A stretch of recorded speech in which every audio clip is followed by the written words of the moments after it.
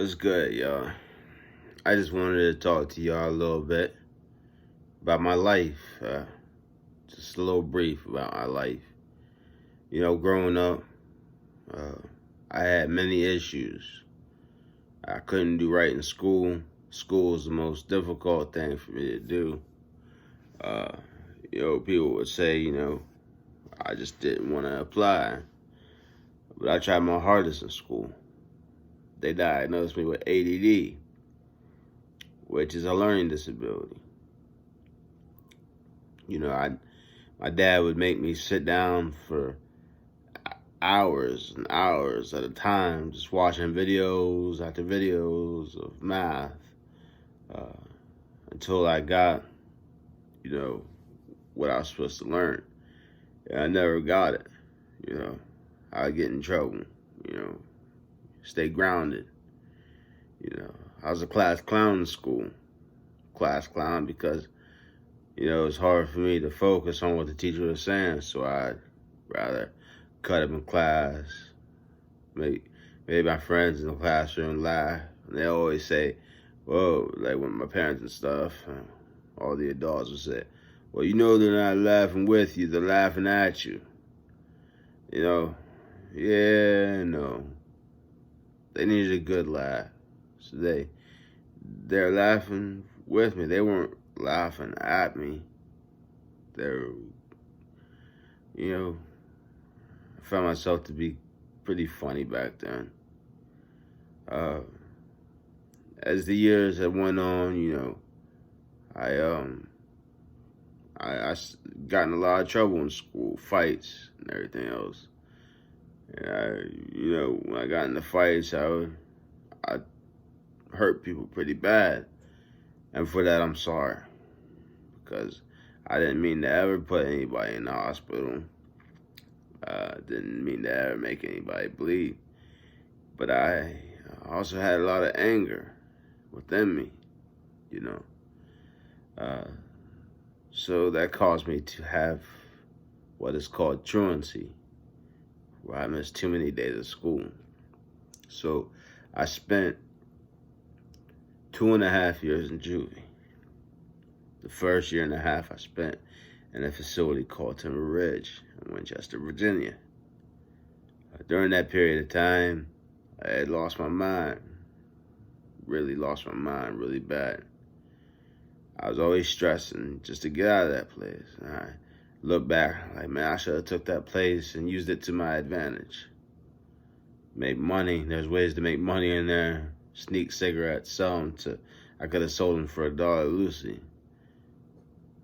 But I think, again, that wouldn't have been the way to live, It wasn't a good place to be. People would get jumped, beat so bad, have bruises all over them. Kids would rape other kids. Kids in that place would come to me crying, telling me how so-and-so had raped them. And, would follow them in the bathroom and just take not only the manhood, but their children. So basically what was being taken from was their childhood. And these kids, they went through a lot at home and then get locked up in a juvenile facility and have to go through, things that they should be safe from in a facility like this. Staff were beat up, what we were considered to be students, but really we were prisoners in this place. We were prisoners, children prisoners. I got beat up by the staff, abused by the staff. Never was I raped, but I was abused by the staff members. And being there just stressed me out to the core to where I had completely lost it. I started seeing things that weren't there, believing thoughts that weren't real. I don't know how many of y'all know about me, but they diagnosed me with schizoaffective disorder, schizoaffective disorder, the bipolar disorder. I also had drug and alcohol dependency disorder, which at that time, I was only smoking weed and drinking beer and liquor, you know. But that added on to my problems.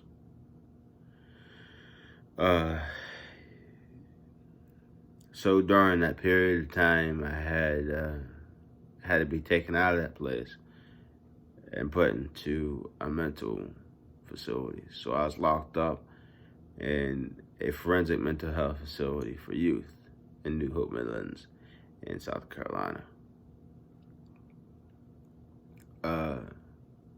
Even during one part of that time period, I was locked up in a juvenile prison, locked in a cell 24 hours a day, because my probation officer, being Sandy O'Brien here in Kaiser, West Virginia, felt that I needed to be safe. Not safe for myself, but safe from society.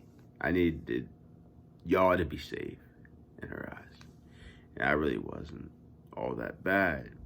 I was bad to a certain degree, but I wouldn't just hurt a person just to hurt him. And all those problems that I had caused in the past, I'm sorry.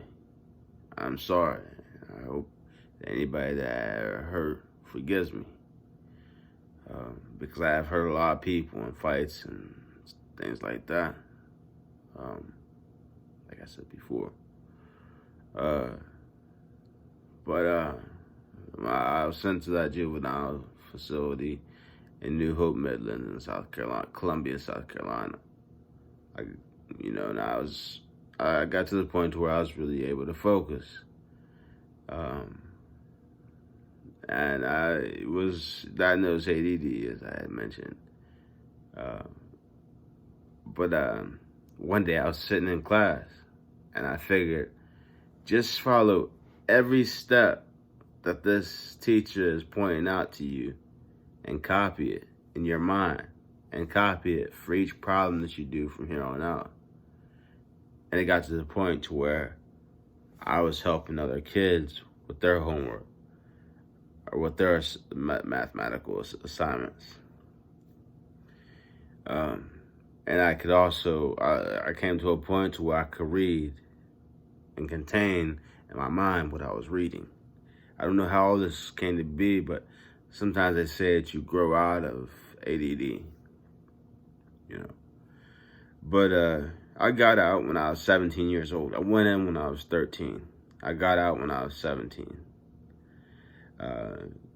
First thing I did when I got back out was went back to smoking weed, snorting pills, start experimenting with cocaine. Then I had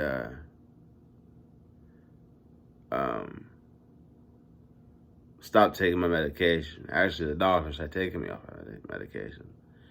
And I was off my medication, my psych meds, for over a year. And what I was doing was smoking weed. And then I totally and completely stopped smoking weed. And when I stopped smoking weed, I had a psychological relapse, what put me back in the hospital. And what the doctor had told me was, by smoking weed, I was self-medicating.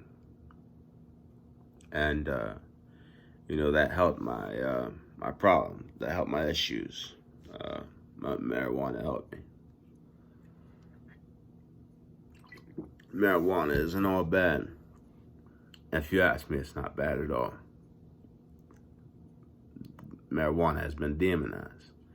Marijuana helps with a lot of issues. And I feel like I could really use it in days like this, but I can't because when I lost my mind, I decided to go back to church. I was doing good for 2.5 years, had a job, had a vehicle, had money in the bank. But my dad, he has a few issues of his own that I, won't bring up, and he denies, but he put me through a lot of stress at home. And him putting me through the stress at home while I was trying to do my best. I mean, I was at my best. I was 17, Then 18, 19, came across. And then my dad drove me out of the home. He put locks on the refrigerator door. Or locks on the refrigerator. And he would fight me all the time. He'd fight my brother. My brother left home when he was 16, 17 years old because he couldn't deal with the stress that my dad was putting him under. But I love my dad dearly and understand that my dad has issues. That's besides the point. So I stopped going to church. I smoked marijuana. Thought that I took a hit of a joint. And because marijuana has been condemned and demonized by the whole world, or by most of the world, I decided not to go back to church because I felt like I had done the most worst thing.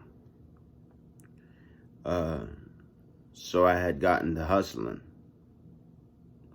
weed. I did that for quite some time. There was a few people that would brag and say that I was one of the best hustlers. They, nobody did it like me. I was good at it. Something I'm not proud of, but sometimes you gotta do what you gotta do to survive. But time had went on. I had another psychological relapse. Went back to the hospital. Got it together. Got my own apartment. I got addicted to cocaine. I snorted every day. My nose would just start gushing blood, so I realized I couldn't really snort it no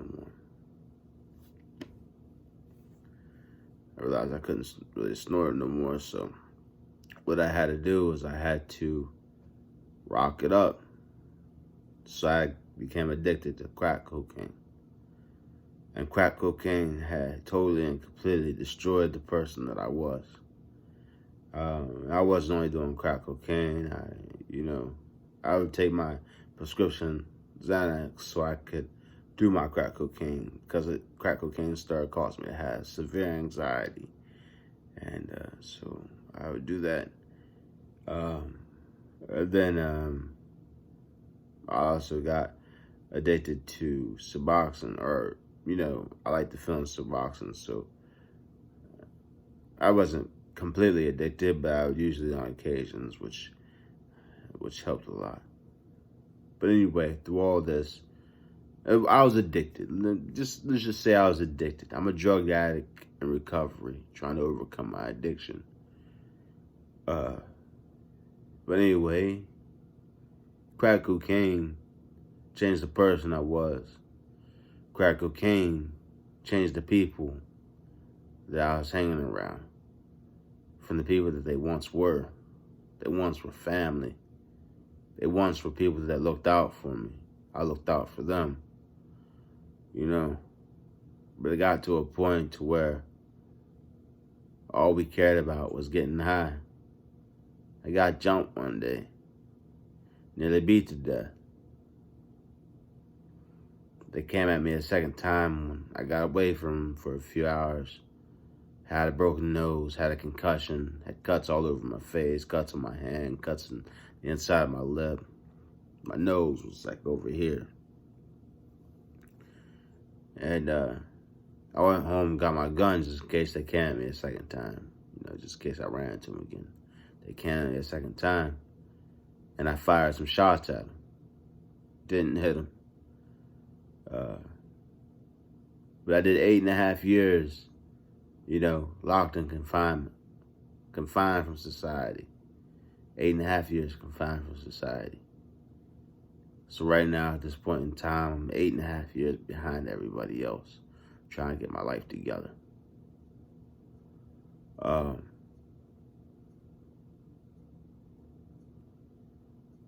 8.5 years I spent, I thought about a lot of things. Thought about not wanting to use drugs again, not wanting to go out down that path.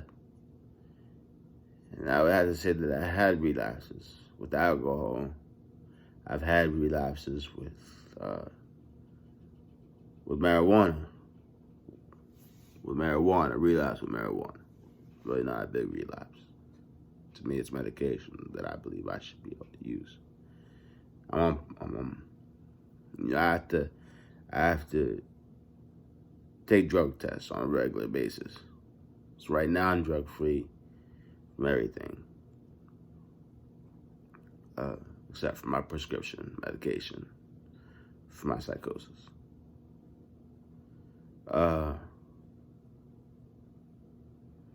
The first day in jail, I thought my life was over. I thought I'd never see the day of light. The light of day, or whatever you want to call it. I tied a sheet to the top tier, tied it around my neck, and jumped, hoping that I would hang from that top tier with a snapped neck. But here I am, standing talking to you today. God has me here for a reason. I did my 8.5 years,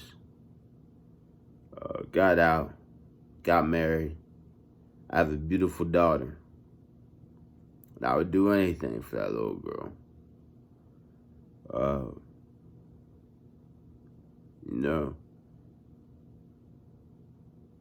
I thought I'd never have kids. I was 24 when I got locked up.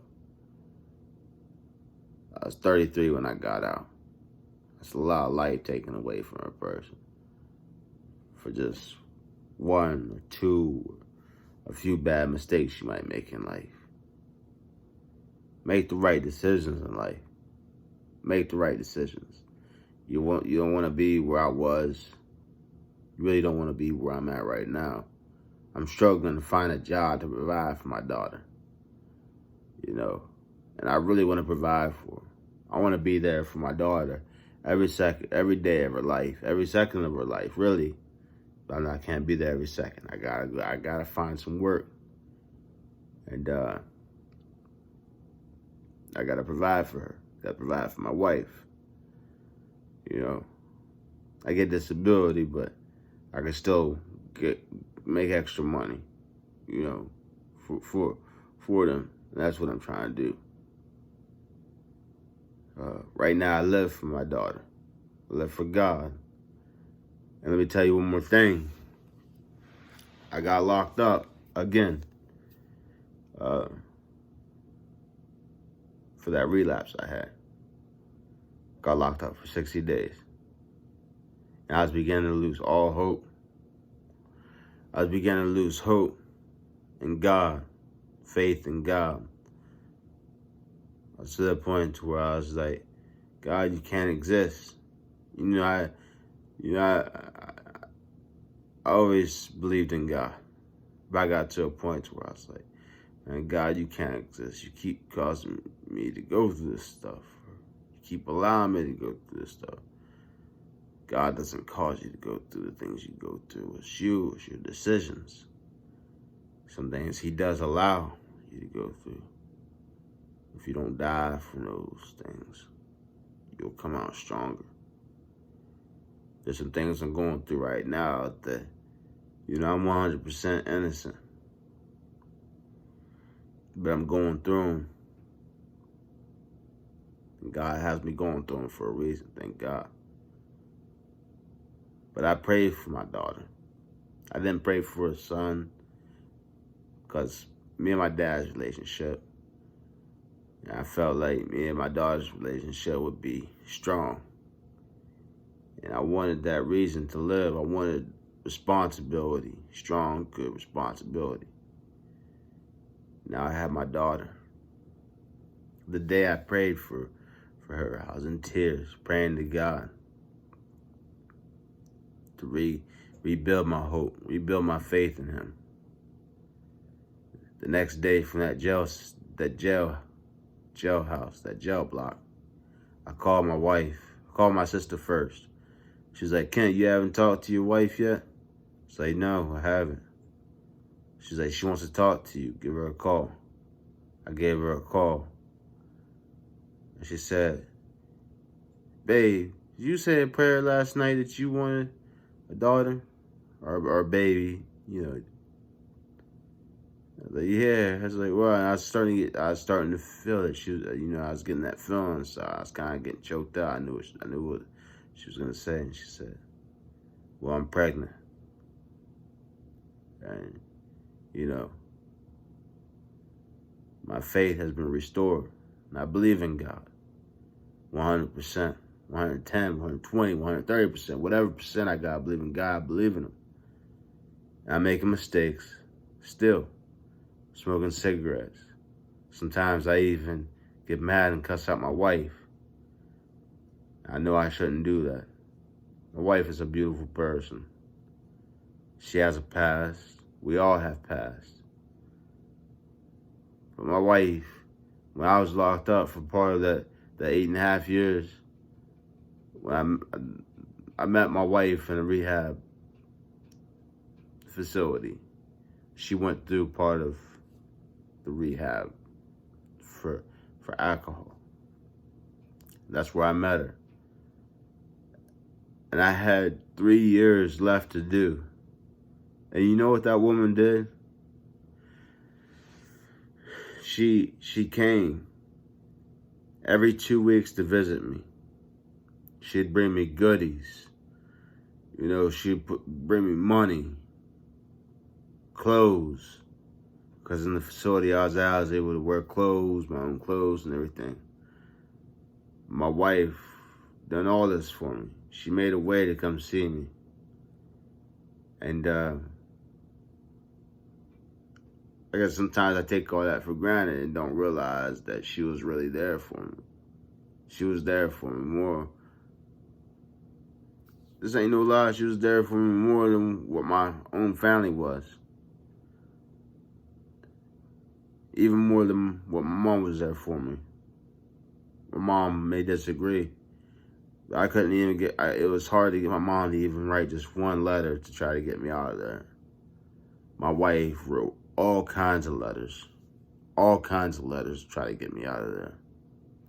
She did everything she could possibly do because she loved me. Sometimes I go through the day and I'm like, man, she don't love me. She showed her love. She shows her love every day. She could open this door, get in the car, or call a friend to come pick her up and never return. But she's here with me. I guess she took those words for thick or thin, for better or for worse, for rich or for poor, to heart. We all need to be good to our women. Be real to our women. Like Pac said, we need to love our women. But anyway, you could overcome anything. I'm still struggling. We all go through struggles, and we all will continue to go through struggles. But don't ever give up.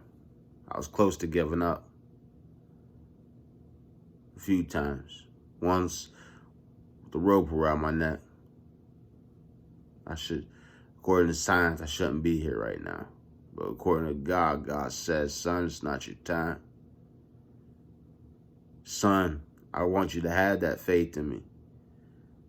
Your daughter will be here in 9 months. Be patient and be grateful for your daughter. And give her the life that you didn't have. And that doesn't necessarily mean they have to buy her every little thing that she wants. But I have to give her the love that she didn't have. I have to give her the guidance that I didn't have. I think I said I have to give her the love that she didn't have. I have to give her the love that I didn't have. I have to give her the love and guidance that she didn't have. I have to be there for her. I have to be there for her. Because I didn't always have somebody there for me. They may have been there physically, but not emotionally and mentally. We need people in our lives. Not only to be there physically, to give you a hug or whatever, or a kiss, or to tell you they love you. But we need people around to show us they love us. you know. And that's what I'm going to do. I'm going to be here for my daughter to show her that I love her. I'm going to be here for her. And sometimes that's all we need, is someone to be there. I don't know how could I ever be like, well, my wife ain't here for me. My wife wasn't there for me. That's one thing I really can't say. From the moment me and my wife got together, she has been there. She didn't have to wait all that time for me to get out of lockup to be with her. But she waited. We're married now, have a kid, you know. My mom and dad was there. Physically, not emotionally. They didn't support me like they should have. Forgive me for saying that if you feel like I'm wrong for saying that. But when I was down and out and had problems I was going through when I was locked up, Mom, if you're listening to this, just remember you didn't want to hear it. But Rachel sat and she listened. You know, she sat and she listened. Towards the end, she was getting impatient, waiting for me. But she's here now. She's here now. And she did something for me that she really didn't want to do. And now that she done it, she feels so blessed. She had my daughter. But be there for your people. Be there for your sons. Be there for your daughters. Show love. Don't just say I love. Show love.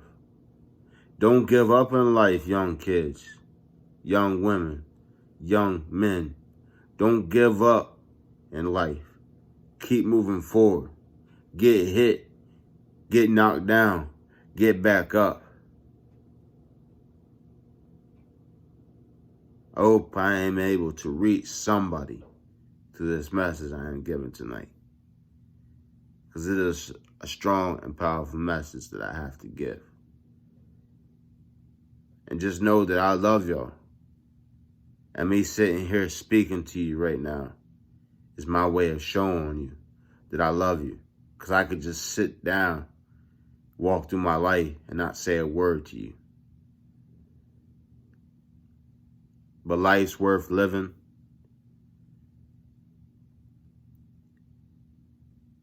And when you see somebody struggling, look at that person and just think that could be you. And just try to think, man, that person must be having something really bad going through the day. I don't judge my mom, my dad for what they done. I try to understand. In life, the biggest thing is to get understanding. Get understanding of why that person cussed you out while going through the line. Try to get understanding. They had a bad day. But live. Remember God. Don't forget God. I always tell my wife and my daughter, even though she doesn't quite understand, God comes first, then y'all two come second. You know? We can overcome. And you're not alone. We're all in this together. I love all y'all. Even the ones that I haven't physically met, I love y'all. You're God's people. And hate has been building up in my heart, but I'm washing it out. I just realized that I just need to love all y'all. Just know that I love y'all. And know that I wouldn't say it if I didn't mean it. If you search the scriptures, that's Bible. Love y'all. Let's pray for each other. Amen.